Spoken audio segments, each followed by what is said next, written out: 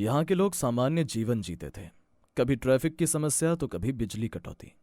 इन बातों के बीच जो नई आफत आई उसने पूरे कस्बे के चैन सुकून छीन लिए। पिछले 2 महीनों में यहाँ लगातार 13 चोरी की वारदातें हो चुकी थी। चोर इतना चतुर था कि न कोई उसे देख पाता, न कोई सबूत मिलता। घर के दरवाजे और खिड़कियां बिल्कुल सही हालत में मिलती। कभी कोई ताला टूटा हुआ नहीं पाया जाता। पुलिस बार बार चौकन्नी रहती, पर चोर हर बार चकमा देकर निकल जाता। इंस्पेक्टर कबीर और उनके साथी भरोसेमंद कांस्टेबल कुमार दोनों की जोड़ी अपराधियों के लिए आफत थी। थाने में वारदातों की फाइलें मेज पर फैली पड़ी थीं। कबीर गहन ध्यान से उन पर नजर दौड़ा रहा था और कुमार चाय बनाकर लाया। सर, ये 13वीं चोरी की फाइल भी आ गई है। पता है, इस बार थानेदार मिश्रा जी के साले के यहाँ चोरी हुई है। किस चीज की चोरी हुई? सर, वही अजीब बात, इस बार भी कोई बहुत कीमती सामान नहीं गया। सिर्फ कुछ पुराने पत्र, एक पीतल का छोटा सा डिब्बा और एक टूटा हुआ कंगन। हर चोरी में सामान की यही प्रकृति है, ज्यादा पैसा या जेवर नहीं, जैसे चोर को सिर्फ विशेष वस्तुओं की तलाश हो। सर, एक बात और, हर बार चोरी रात 1 से 3 बजे के बीच होती है। तो चोर एक पैटर्न फॉलो कर रहे हैं, हमें उसी के अनुरूप जाल बिछाना होगा। कबीर उठकर दीवार पर लगे नक्शे के पास गया। उसने सभी चोरी की लोकेशन पर पिन लगाए। पिनों की रेखा मिलकर एक त्रिभुज बना रही थी। ये देखो कुमार, क्या समझ में आता है?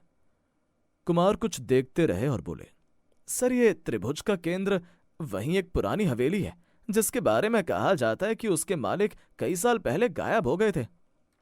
शुरुआत वहीं से करते हैं।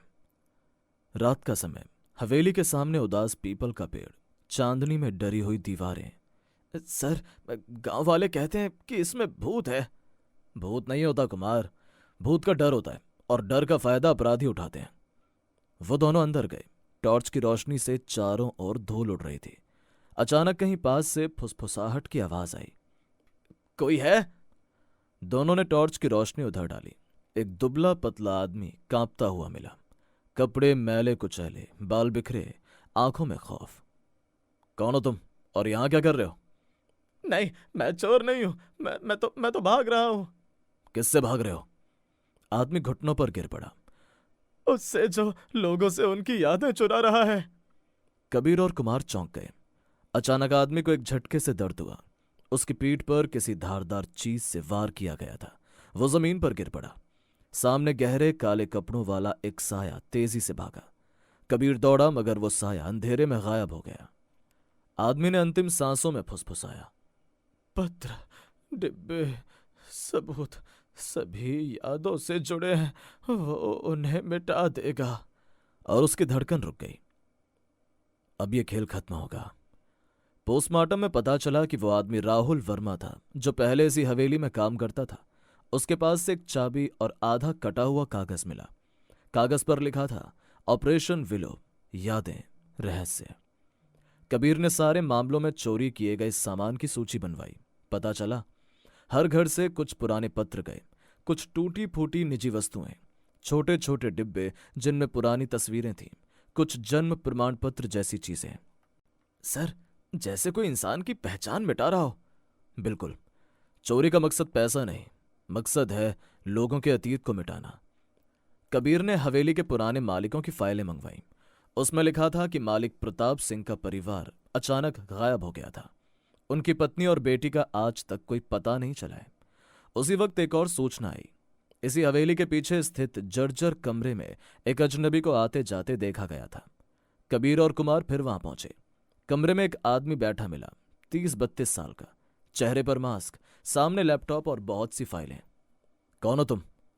आदमी ने हंसते हुए कहा। नाम जानकर क्या करोगे इंस्पेक्टर, मुझे पता था तुम आए बिना नहीं रहोगे। चोरी तुम करते हो? चोरी? उसे चोरी कहते हैं आप? मैं तो बस पुरानी गलतियां मिटा रहा हूं। लोगों की जिंदगी का इतिहास मिटा रहे हो तुम। इतिहास जब घाव बन जाए उसे मिटा देना ही ठीक है। इतना कहकर वो अचानक खिड़की से कूदकर भाग निकला। उधर एक परिवार पुलिस थाने पहुंचा। पति पत्नी रो रहे थे। साहब, हमारी बेटी खुशबू को उठा ले गया वो नकाबपोश। कबीर का दिमाग तेजी से दौड़ा। अब मामला सिर्फ चोरी तक सीमित नहीं था, एक बच्चे की जान दांव पर थी। कुमार, पूरे शहर में नाकाबंदी। उसी रात कबीर को पुराने अस्पताल के बेसमेंट में कुछ गतिविधि होने का सुराग मिला। दोनों वहां तुरंत पहुंचे। बेसमेंट में अंदर जाते ही उन्हें एक प्रयोगशाला सा दृश्य दिखा। मशीनें, कंप्यूटर और कई कांच के जार जिनमें बच्चों के खिलौने, टूटे फोटो फ्रेम, पत्र सुरक्षित स्टोर थे। अचानक वही नकाबपोश आदमी सामने आया। उसके सामने बंधी बैठी थी खुशबू, डर के मारे रोती हुई। इंस्पेक्टर कबीर, स्वागत है। अब आपको सच्चाई पता चल ही जानी चाहिए। उसने नकाब उतारा। वो अनुज सिंह था, यानी गायब मालिक प्रताप सिंह का बेटा। तो तुम ही ये सब? मेरी मां, मेरी बहन, सबको इसी कस्बे ने मार डाला। झूठे आरोप, नफरत, उनके नाम तक लोगों ने मिटा दिए। मैं भी मिटा दूंगा हर उस इंसान की पहचान जो इस पाप का हिस्सा है। तुम अपराध को न्याय का नाम नहीं दे सकते। मैं वैज्ञानिक था। मैंने ऑपरेशन विलो में जीवन से दर्दनाक यादें मिटाने का तरीका खोजा था, मगर यहां मैं पूरे समाज की यादें साफ करूंगा। अनुज ने मशीन चलानी शुरू की। सायरन बज उठा। कुमार, बच्ची को बाहर निकालो। कबीर ने अनुज पर झपट्टा मारा। दोनों में जोरदार झगड़ा शुरू हुआ। कुर्सियां गिरने लगीं। मशीन की आवाज तेज होती जा रही थी। अनुज मशीन तक भागा। कबीर ने उसकी कमर पकड़कर जमीन पर गिरा दिया। तुम कुछ नहीं कर सकते। ये मशीन चालू होते ही हर रिकॉर्ड मिट जाएगा। यही तो गलत है अर्जुन। यादें तकलीफ देती हैं, मगर वही इंसान को इंसान भी बनाती हैं। कुमार ने बच्ची को आजाद कराया। कबीर मशीन की ओर दौड़ा और मुख्य तार खींचकर निकाल दिया। तेज विस्फोट हुआ। अनुज को बिजली का करंट लगा। वो बेहोश होकर गिर पड़ा। अनुज को गिरफ्तार कर लिया गया। उसके खिलाफ हत्या, अपहरण और साइबर अपराध जैसे संगीन मामले दर्ज हुए। मशीन और अन्य सामग्री जब्त कर ली गई। इस बचाव अभियान में कबीर का काफी सम्मान बढ़ा। खुशबू अपने माता पिता से जा मिली।